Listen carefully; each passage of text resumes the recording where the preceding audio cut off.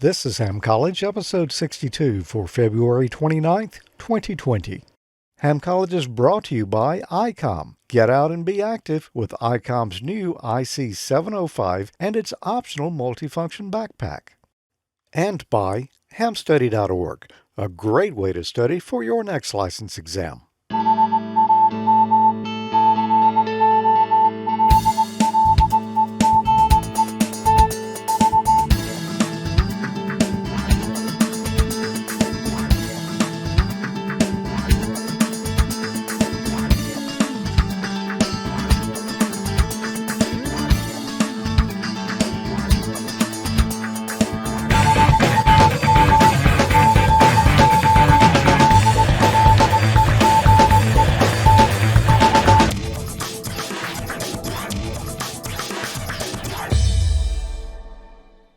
Good evening and welcome to another episode of Ham College. I'm Professor Thomas. And I'm Dean Martin.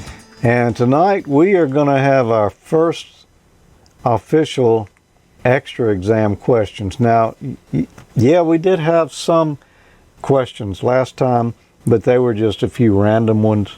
Yeah, a couple of teaser questions. But we're actually starting out at the beginning of the pool tonight, and we're going to start going through these. How many was it? 622 questions? Somewhere right around there. Yeah. So it's going to be a long night. Yeah, so if you don't like the sound of buzzing, you may want to get some cotton for your ears. Yeah. Well, we're doing the live stream. We've got a chat room as well. If you would like to join us in there, well, it's AmateurLogic.TV/chat. Yep. If you're watching a live stream and you're not in the chat room, you're only getting half the fun. Go. And the question is, which half? Which half? Okay, we've got that down now. Yeah, that was pretty smooth. What did we talk about in the last show? Last show we did review. You notice I'm not looking at the paper. I noticed. We reviewed all of the different sections and the topics that are in the extra pool that the exam consists of. In other words, it was an introduction to what's on the extra exam. It was. So is that it was a pretty long introduction. It was a pretty long introduction because there's a lot of stuff on there. It is. And we're going to jump right in it tonight with both feet. What are we going to talk about tonight? We're going to talk about band limits, I think, some of that. I'll be honest with you, I haven't really had much of a chance to look over the questions. Well, we're going to talk about whatever's on E1A in the exam pool, and that's going to be operating standards, frequency privileges, automatic message forwarding stations aboard ships or aircrafts, and power restriction on the 630 and 220 meter bands. Oh, fun. That was a mouthful, as you would say. It was. It's going to be interesting. Hopefully, and we hope everyone in the chat room has got their thinking caps on. These are not too bad this week, I'll say. You know, I don't think they're going to be that tough. They probably will get tougher in future episodes since it is the extra exam. But I think if you pay attention to the wording on these questions tonight, you'll probably get most of these. So let's get on into the first one here. Let's see, I'll ask you this one, Dean. Which of the following carrier frequencies is illegal for LSB AFSK emissions on the 17 meter band for RTTY and data segments of 18.068 to 18.110 megahertz? Ooh. Okay, read the question. You're right, because the data segment of 18.068 to 18.110 lower sideband. So I'm going to say that it's going to be the lowest of those, because you would go. I think that would put you. What's that? 3 kilohertz below. I think, if I remember right. So I'm thinking it's A, 18.068. Most folks in the chat room are saying, hey, there are some B's and D's in there as well. I might be wrong, but I think that's it. But I guess you've got at least a 50% chance of being right on this one. 50. Mm-hmm. You like your odds? It looks well. There's 4 questions, four options for one answer. So that's a 25%. Yeah, Professor. but you can only be wrong or right, so that's a 50%. Yeah, but okay. Let's don't get into the complex math this early into the show. There you go. It is A. Okay. A band chart would be handy for something like this. Well, it would, and yeah, especially if somebody had one, and we could look at, I don't know, the 17-meter band. And you can see 18068 is down at the bottom. So if you were going to go lower sideband, lower from there, then that's going to put you slightly out of band. Yeah, because your sideband is going to be less than the frequencies we're allowed to transmit on. Yeah, I think that would be like 3 kilohertz off of that, right? Roughly. Not sure, probably, but I don't remember for AFSK how much bandwidth it uses. But regardless, it's going to be below the lowest, that we can operate. When using a transceiver that displays the carrier frequency of phone signals, which of the following displayed frequencies represents the lowest frequency at which a properly adjusted LSB or lower sideband emission will be totally within the band? A, the exact lower band edge. B, 300 hertz above the lower band edge. C, 1 kilohertz above the lower band edge. Or D, 3 kilohertz above the lower band edge. Well, that is a long question. I think maybe I should read it again. When using a transceiver that displays the carrier frequency of phone signals, which of the following displayed frequencies represents the lowest frequency at which a properly adjusted lower sideband emission will be totally within the band? So no, it cannot be A, the exact lower band edge. That won't work. 300 hertz above the lower band edge. Well, no, if we are doing lower sideband, that's going to bleed over beyond 300 hertz. C, 1 kilohertz above the lower band edge. Now, if we're doing phone, it's going to use more than 1 kilohertz. I'm going to say it's D. It's going to be 3 kilohertz above the lower band edge. I think that's right myself. Well, let's see. And it is. All right, you get one of those. Okay. You earned it. No buzzers yet. Of course, everybody in the chat room, you get one of those too. There they go. They're giving it back. I see it. Everybody. A few of them are. Yep. Everybody got that one right. The ones that aren't, you know who you are. So maybe I should well, yeah, everybody in there got it right. Mm-hmm. But maybe I meant the ones that weren't giving the fist bump back. Oh. Maybe I should do some splaining anyway. Okay. As you can see, this is an AM signal that we're looking at here, or it could be an FM signal. When we put modulation on there, we're not just transmitting strictly the carrier anymore. The modulation is causing sidebands to be superimposed on that signal. So in the case of AM, we've got a lower sideband and an upper sideband, which are more or less the same thing, but just going in opposite directions of the carrier. Lower sideband means that upper sideband is suppressed. It is not transmitted, and the carrier is not transmitted. So only that lower sideband is transmitted. If it was upper sideband, well, we'd only be transmitting the upper sideband. That was a pretty profound statement. Well, it is. What is the maximum legal carrier frequency on the 20-meter band for transmitting upper sideband AFSK digital signals having a 1 kilohertz bandwidth?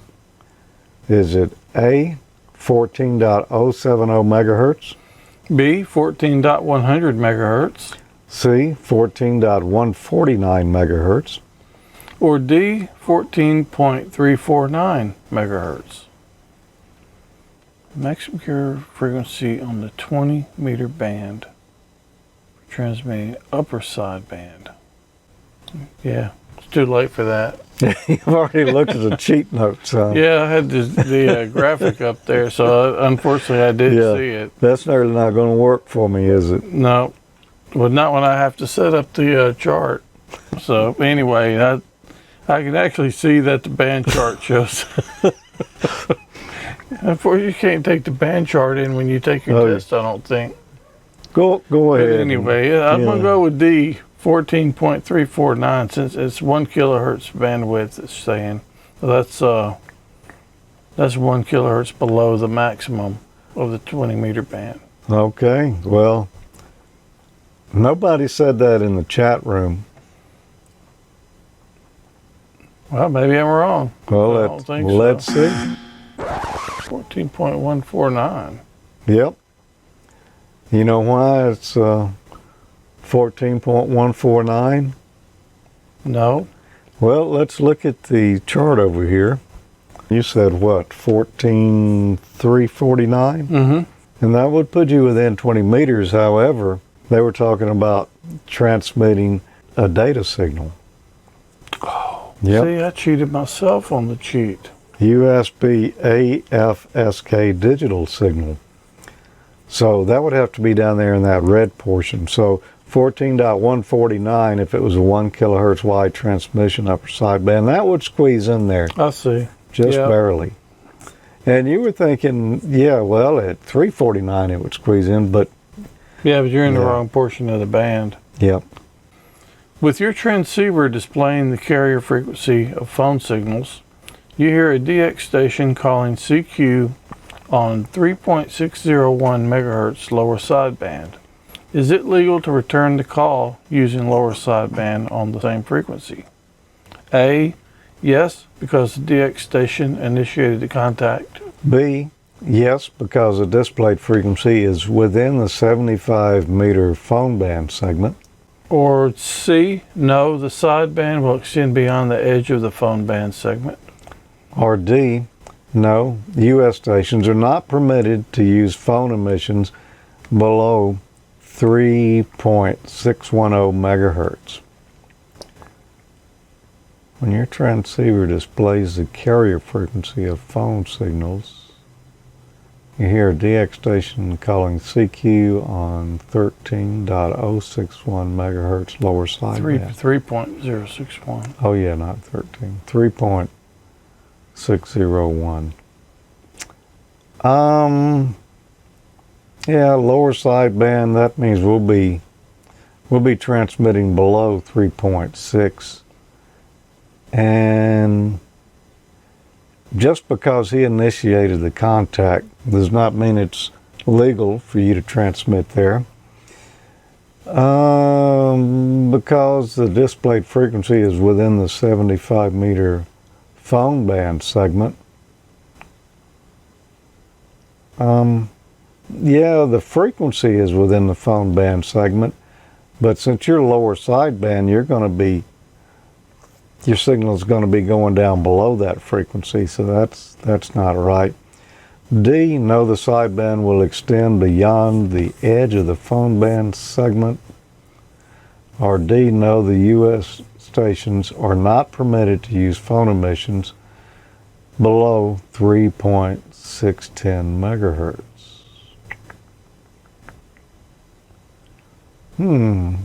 It's either C or D. So you're saying it's a no. I'm going to say it's C. Yeah, I think that's right myself. Yeah, that one's I think it's a little bit tricky, but let's see. Well, all these, you got to read them pretty carefully, and you got to think about the mode that it is, and there's a lot of things to consider. Yep. All right, I'll give you that one. You know, you'd almost say that it was D. However, if you did, you would be wrong, and that is because 3.6 megahertz. It's not 3.610, which the question said. If we looked at it, 3.601. look at D there, yeah, 3.610 megahertz. No, we can operate below 3.610, but we can't below 3600. What is the maximum power output permitted on the 60 meter band? Is it A, 50 watts PEP effective radiated power relative to an isotropic radiator? B, 50 watts PEP effective radiated power relative to a dipole. C, 100 watts PEP effective radiated power relative to the gain of a half-wave dipole. Or D, 100 watts PEP effective radiated power relative to an isotropic radiator. I remember talking about this recently. Seems like we talked did. about this in the things that, the new changes that were coming in this question pool, I think. Yeah, because two shows back. this band, I don't know if 60 meters was there in the last question pool. I'm not, it may have been, but I know there were some changes in it. Yeah, so this is not one that I know of that you're going to be able to reason out. I think it's 100 watts, but I think it's going to be C or D. I'm going to have to guess between those two because I'm not totally sure. I remember talking about isotropic radiator before on the other show. I'm going to guess it's going to be D. But that's totally a guess. I don't know. Well, I'm going to agree with you that it is 100 watts PEP effective radiated power. You know what? But half-wave dipole. yeah. Yeah, I was about to change my answer. Yeah, no, I could feel That's that why coming. you went ahead and showed it before. Yep. Even in the test, you got a pencil. You can erase it and change it. Yeah, but not after it's been graded, and that was just graded. Everybody pretty much got that in the chat room. Where must the carrier frequency of a CW signal be set to comply with FCC rules for 60 meter operation? A, at the lowest frequency of the channel. B, at the center frequency of the channel. C, at the highest frequency of the channel. Or D, on any frequency where the signal sidebands are within the channel. Where must the carrier frequency of a CW signal be set to comply with FCC rules for 60 meter operation? This one's kind of easy. You think? At the lowest frequency of the channel, we know that's not right. Because that's, that can't be right because you're possibly going to bleed out of that channel. Can't be C at the highest frequency of the channel. So it's either got to be at the center frequency or at any frequency within the signal sidebands. I'm going to say it's at the center frequency. That's where they want you to be. That's what everybody's saying in the chat room. What do you think, Dan? That's what I think too. Okay. And it is. Why don't we take a quick break here? Pour a little water on the buzzer. I need to change the batteries in the buzzer. So we'll be right back. Don't go away. Get out and be active with Icom's new IC705 and its optional multifunction backpack. The IC705 is your perfect QRP companion as you have base station features and functionality at the tips of your fingers and a portable package covering HF 6 meters, 2 meters, and 70 centimeters. This compact rig weighs in at 1 kilo or just over 2 pounds. With RF direct sampling for most of the HF band and IF sampling for frequencies above 25 megahertz. 5-volt battery operation with BP272 or 10 watts with a 13.8 volt DC supply.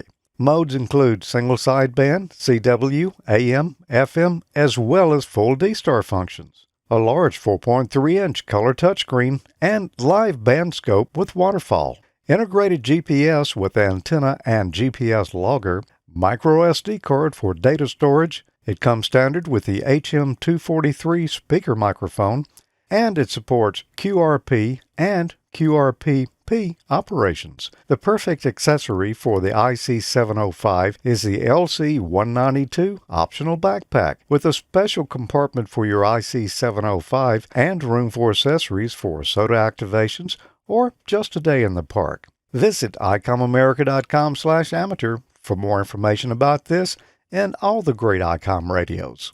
We want to thank Icom for being a sponsor of Ham College here. And we want to thank you for watching. And why don't we give away something? Yeah, we're going to thank them by giving away one of their shirts and one of their caps. Okay, how could you win such a thing as this? Well, you could go to Ham College at AmateurLogic.TV, where you can't go there, but you can send an email there. And you get a nice Ham Crew t-shirt.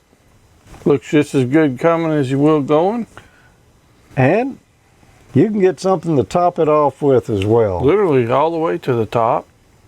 An Icom ball cap. How can you win this, Dean? Well, you can win it by sending an email to hamcollege at AmateurLogic.TV. All you need is a name and an email address, and then you can be a winner. Well, we actually happen to have right here in my hand Somebody that has a name? somebody that has a name and an email address. Perfect. And this comes from Rick Westover, KK4NHC. And he says, hello, was surfing the QRZ website and came across your link for the classes for extra class. Being a general class amateur radio operator looking to upgrade to extra class. Thanks for putting on the class and look forward to sitting down to watch more. If you could put me to your extra class sessions, I would appreciate it.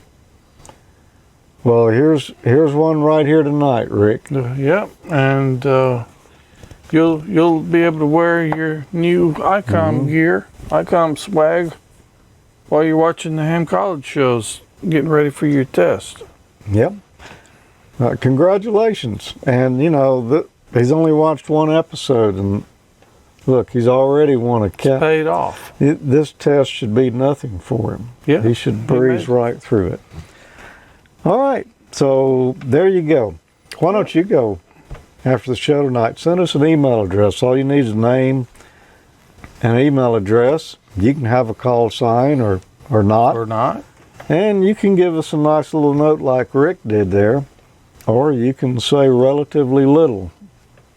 Yeah, some It's people. all up to you. Yeah, but anyway, also those emails get cleared out after the show, so now it's a clean slate to go ahead and send your entry in for the next month. If you didn't win, you just keep entering until you win. Enter every month. Well, back into the questions, and similar topic, slightly different here. What is the maximum power permitted on the 2200 meter band? Is it A, 50 watts PEP? B, 100 watts PEP. C, 1 watt equivalent isotropic radiated power? Or D, 5 watts ERP, or equivalent isotropic radiated power. EIRP. EIRP. That's what I said. Oh, okay. Internally. It just didn't come out like that. Okay, this was 2200 meter band. I remember talking about this too somewhat. I don't think it's A or B. It was one of the lower powers up there. I'm gonna say it's D. 5 watts EIRP. Okay. One seems low. I don't know. I know there's one of them up there that was pretty low. I do remember that. Because this is new, I think. Most everybody's saying C over in the chat room. Okay, so I'm probably wrong. And you're probably wrong. Let's see. Oh! You were only off by 4 watts, though. Wow, So- that's 3 buzzers in one night, man. This extra stuff's tougher, isn't it? And I haven't studied. It's been a long time. I'm pretty sure this is a new one, isn't it? Well, that's a new band. You know, we didn't have that band very long. Yeah. The only thing I even knew about it was the last couple of months when we looked at the. If you will scroll to the top, the 2200 meter band, that is the lowest frequencies we have. That's down at 135 kilohertz. You know, your dog could almost hear that. Mm-hmm. Well, maybe not, but that's a really, really low frequency. And the way you can remember this, that's going to be the lowest power of any band we got for HF here is going to be 1 watt EIRP. And you see the 630 meter band, huh? It is 5. Watts. Okay. This is the one I was kind of thinking about because I do remember there was like one when it was near Russia, but that wasn't mentioned.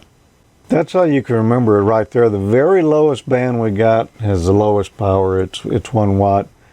The band right above it, you know, they're at 472 kilohertz. You got 5 watts there.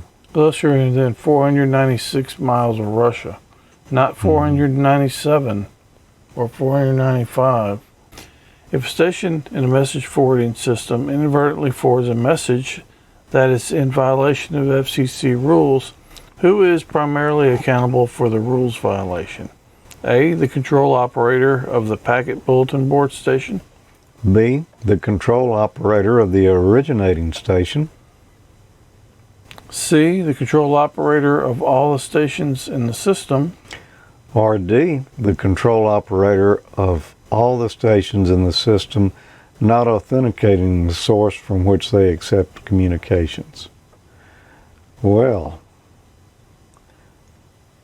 if a station in a message forwarding system inadvertently forwards a message that is in violation of the FCC rules, who is primarily accountable for the rules violation? Well, I think you can rule out D right away because, you know, I don't think we authenticate where the messages are coming from on a lot of these forwarding systems. And you wouldn't think primary responsibility, you know, would fall on the control operators of all the stations. And you would think the most responsible party there is just going to be B. I just have to say the control operator of the originating station. Since we're talking about who's primarily responsible, yeah, I'm going to say that's what it is. It's B.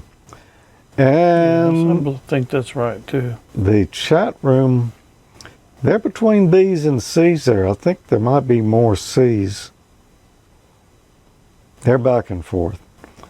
I'm not going to count the number there, but it's pretty well a split among them as to which it is. Let's see. The control operator of the originating station. So I lucked out on that one. Primarily accountable. Yeah, I think primarily is the key word there. Because it might be some shared responsibility amongst, you know, other folks, but primarily it's going to be the guy who originated it. Mm-hmm. That's interesting. What action or actions should you take if your digital message forwarding station inadvertently forwards a communication that violates FCC rules? A, discontinue forwarding the communication as soon as you become aware of it. B, notify the originating station that the communication does not comply with FCC rules. C, notify the nearest FCC field engineer's office. Or D, all of these choices are correct. I don't think it's D because we're pretty much supposed to be a self-policing group, so I don't think it's C either because of that. Yeah, the FCC really doesn't want to hear from you Uh-huh. very often. Pretty much. Yeah. Notify the originating station. Actually, I think the answer is going to be A. Discontinue forwarding the communication as soon as you become aware of it. Notify the originating station. You might do that as well, but I think the primary thing you would do would probably be A. Discontinue it if you can. Yeah, there's a little mixture in there. Most of them are saying A, though. So, let's see. And it is A. You got that one. That was a good choice. Totally redeemed myself. Not totally. Yeah. You do that 2 more times, and we'll just wipe the slate counts clean. out one good one erases one bad one. As long as we don't tell the FCC field office. Well, they don't care. They don't want to hear from you. If an amateur station is installed aboard a ship or aircraft, what condition must be met before the station is operated? A. Its operation must be approved by the master of the ship or the pilot in command of the aircraft. B. The amateur station operator must agree not to transmit when the main radio of the ship or aircraft is in use. C. The amateur station must have a power supply that is completely independent of the main ship or aircraft power supply. Or D. The amateur operator must have an FCC marine or aircraft endorsement on his or her amateur license. If an amateur station is installed aboard a ship or aircraft, what condition must be met before the station is operated? Well, let's rule out D right away. I don't think that there is a FCC marine or aircraft endorsement for an amateur license. I've never heard of it. Nope. C, the amateur station must have a power supply that is completely independent of the main ship or aircraft power supply. I'm going to say, nah, I don't think so. I think you wouldn't want to interfere with the power supply of the ship or aircraft, but I don't think you got to be independent of it. B, the amateur station operator must agree not to transmit when the main radio of the ship or aircraft is in use. I don't think that's a requirement. I mean, I don't know why it would really matter unless you really were just sharing a battery and you didn't have enough for everybody. But Sharing the microphone. yeah, there you go. I'm thinking it's A, because I think everything that goes on a ship or aircraft, its operation must be approved by the master of the ship or the pilot in command of the aircraft. Yeah. That only makes sense, whether it's radio or not. You know, that's, Yeah. so it's A. Everybody said A over in the chat room. I'm pretty sure if you go on a cruise ship, I think they have rules where you can't use it at all on there. If I'm not mistaken. I don't know that for sure, but I think that's right. You can if you get permission. Well, yeah, but I think that typically the cruise lines don't. Some of them will. Will If you get permission, they will let you do it. But no, I don't think you should just bring on your HF rig and string up a dipole. No, I was thinking more along HT. We're actually thinking about taking an Alaska cruise. I'd like to take it because you're going to be right along the coast. Well, for the most part, up to Alaska. Yep. Anyway, I'll look into it when it comes closer to the time. Yep. So, if you were willing to do some supplemental study for your exam here, other than just, the lectures here that we do at the college, where might be a place that you could get more information that you might want to practice on? Hey, you probably go to Ham Study. Hamstudy.org? Yeah. Are you new to the ham world or an existing amateur operator who wants to take your license to the next level? Study for your radio license exam at hamstudy.org. Hamstudy.org is a free online learning tool powered by Icom. It was created by Richard Bateman, KD7BBC, Michael Stufflebean, KV9G and Rich Porter KK6GKE, and it uses a modern web design to enhance the experience of studying for your technician, general, and amateur extra exams.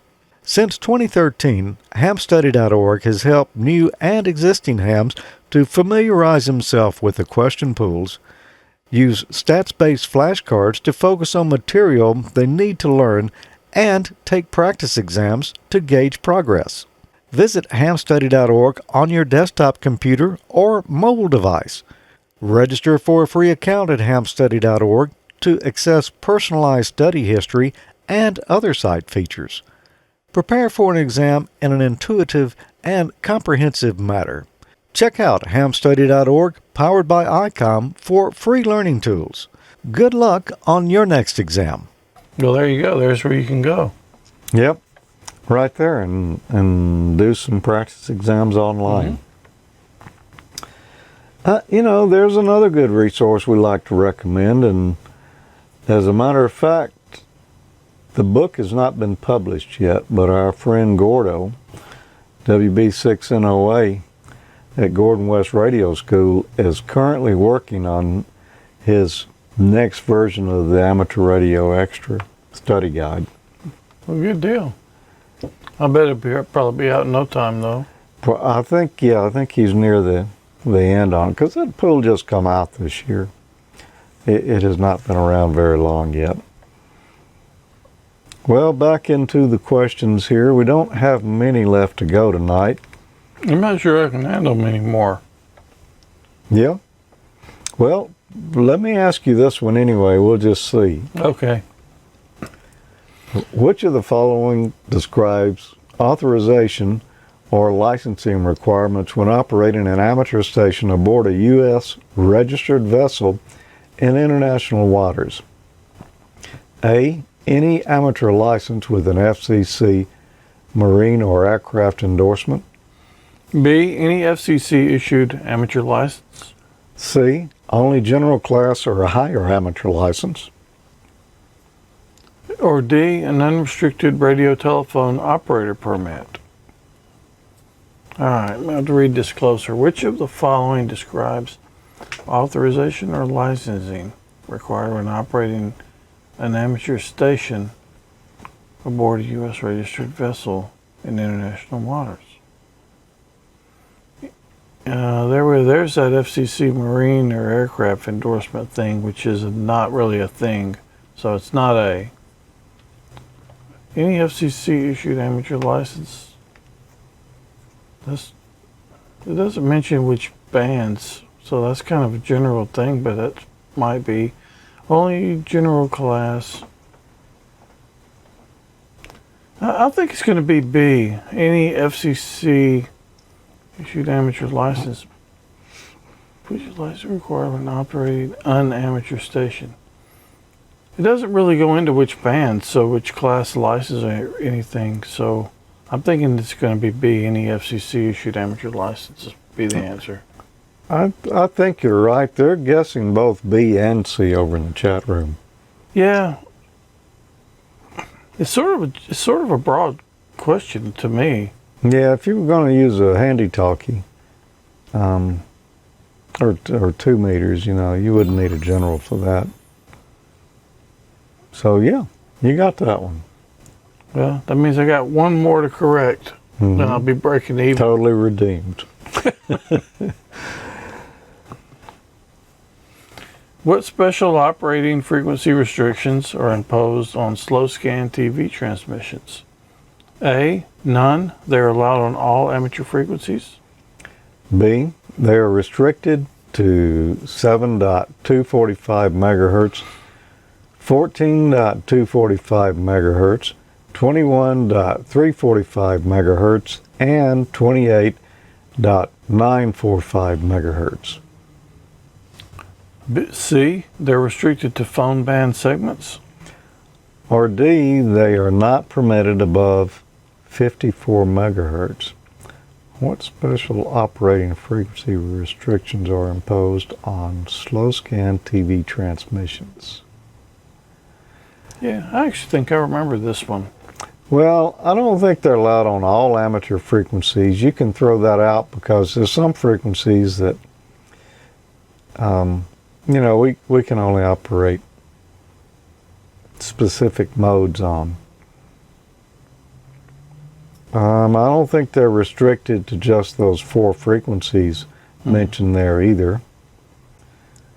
And you can transmit them above 54 megahertz. I know that for a fact because it's done commonly with the International Space Station. Mm-hmm. And I believe you can do it anywhere in the phone band. I'm going to say it's C. What are they saying in the chat room there? Mostly C's. Mostly, yeah. I think that's right. Yeah, because I remember that I was thinking that was seemed a little bit odd, so it kind of stuck out to me when I've seen that in the past. Mm-hmm. Yep. Okay, and for the grand prize, who must be in physical control of the station apparatus of an amateur station aboard any vessel or craft that is documented or registered in the United States? A, only a person with an FCC Marine Radio license grant. B, any person holding an FCC issued amateur license or who is authorized for alien reciprocal operation. That sounds painful. C, only a person named in an amateur station license grant. Or D, any person named in an amateur station license grant or person holding an unrestricted radio telephone operator permit. First of all, it says aboard any vessel or craft that is documented or registered. It must be a spacecraft because they got aliens in B there. Or vessel. Space vessel, it could be. Could be. Okay, only person with FCC Marine Radio. It's not going to be A. And it's not going to be D because it's not for a radio telephone operator. Yeah, and see, I don't even know that there is an unrestricted radio telephone operator permit. Yeah. And any person named in an amateur station license grant. I think it's going to be B. Any person holding an FCC issued amateur license or who is authorized for alien reciprocal operation, which essentially means you're a resident. I think it's going to be B. There you go. I mean, I broke slap even, man. Yeah, you had more wrong. better than that you had trip more to- rights than you did Well, it's wrong. better than that trip to Vegas. Yeah, that we won't talk about that trip here, especially not with the FCC field office. Yeah. They were a little mixed on that in the chat room. They were between B and C. Yeah, it's kind of tricky. There's been a lot of mixed answers tonight because these are getting a little trickier. It's not, I won't call them super hard, but they're just things you'd have to remember. They're not all of them are common sense. So they're getting a little tougher. Yeah, they are. Except in some parts of Alaska, what is the maximum power permitted on the 630 meter band? Oh, we just went over this. A, 50 watts PEP. I'm glad I had you show that. I bet you are. B, 100 watts PEP. C, 1 watt EIRP. Or D, 5 watts EIRP. And yeah, I know the answer to this. Yeah, you're welcome. Yep. And everybody's getting it in the chat room too. They must have been paying attention too. It could be. I let the cat out of the bag. Could be. Well, the 630 meter band, that's not the very lowest frequency band we can operate on. That's one step up. So I think we get a little bit more power I'm going to say 5 watts EIRP, except in some parts of Alaska. Yeah, which happened to be about 496 miles or less. You remember to that. Russia. You say you got that down. Yeah. There should be extra bonus points. There should be. It should take away at least one of those buzzer actions. 5 watts EIRP. There you go. There you go. I was going to congratulate you, but really can't congratulate you on that one. You can't? Well, you read the same slide I did. Yeah, but congratulations are in order anyway. Yeah? Not really. You know, that's all we're going to cover tonight, all the questions we're going to cover. And I just don't feel like we can go through all 622 tonight. Not tonight. Not tonight. And not at that rate anyway. Yep.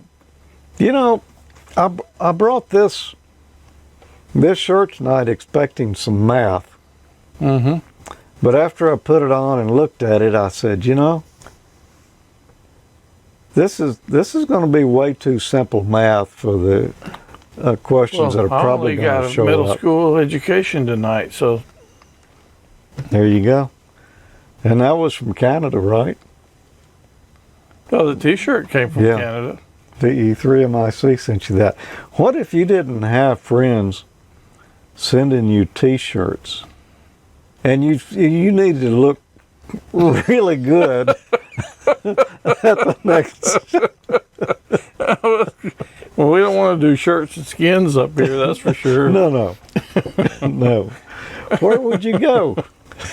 Well, I would probably go to AmateurLogic.Spreadshirt.com and get some nice T-shirts or maybe even a golf shirt or, I don't know, ball cap, coffee cups. Coffee cups are great to get there. Yeah.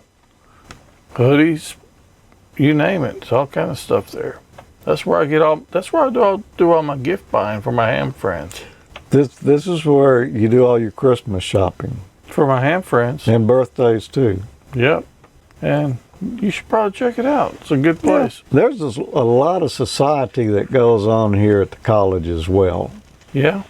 After hours. Where are some places that you could go that, you know, that you might want to hang out with other students? Yeah, well, we hang out at Facebook. There's a nice Facebook group Ham College. We're also on Twitter. You could follow us like a stalker. Yeah, that's probably not a good mental picture. No. At Ham College.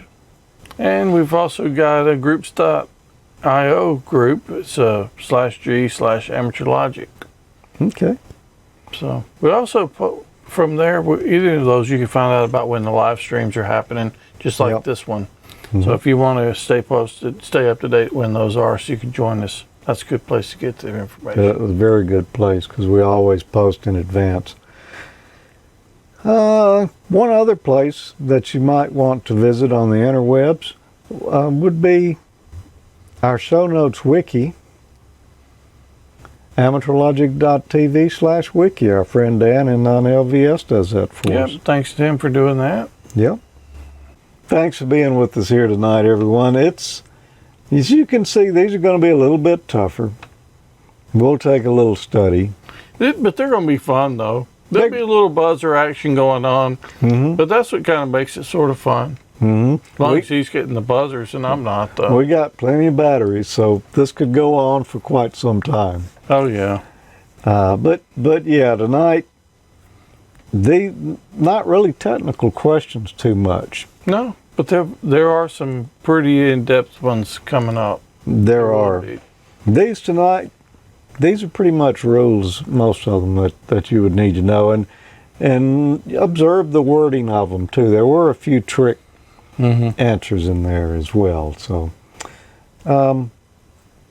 hey, but not insurmountable.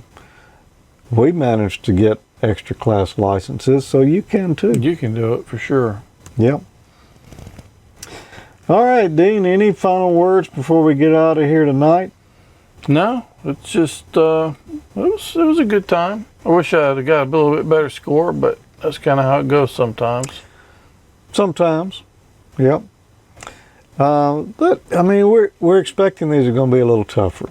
Oh yeah, absolutely. So it's just going to take a little more study.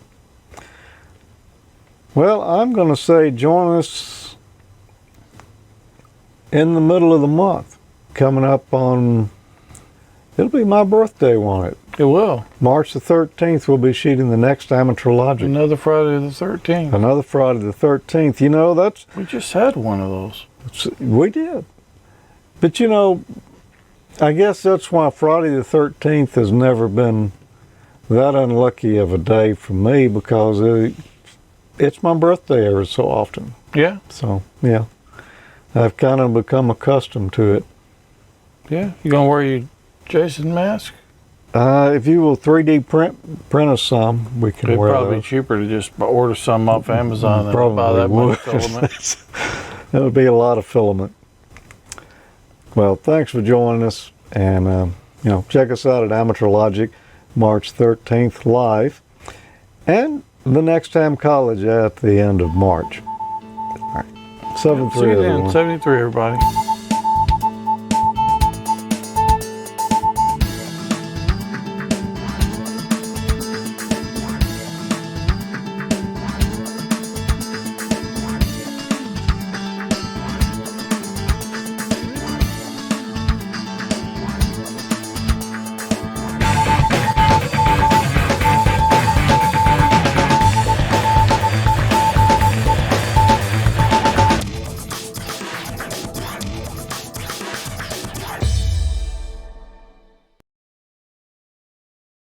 Which of the following yeah, maybe I should. Character frequencies. Yeah. And you're only going to get a show like this, what is it, every 7 years? Is it 7? It's 4 years, isn't it? Every 4 years? Yeah, leap year. I think it comes every 4 years. So no wonder my calendar's been off. You've only been counting it. Okay. You must have decided to start counting it on a leap year. Which of the following I was going to say it again. And, you know, at those social media sites, there's been known to hang out in there before an actual dean of admissions. Omissions or admissions? Both.